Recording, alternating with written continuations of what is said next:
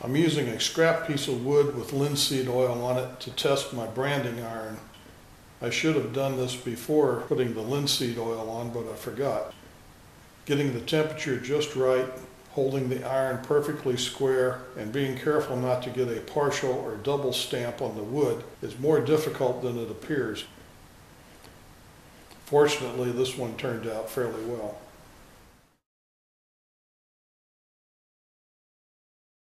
You want to heat one of these branding irons slowly over a propane torch.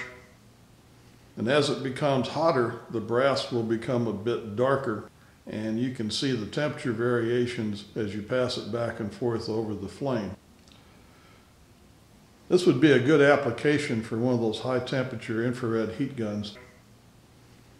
When you think you have it hot enough, take a scrap piece of wood and do a test brand. The wood needs to be flat. If it's not, the iron will hit unevenly and you'll have a bad result.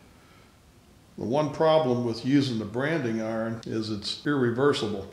You can mess up a lot of projects by getting a double or partial brand, and your chances of realigning this with a previous brand are not very good. It's going to have to be a little hotter to brand oak.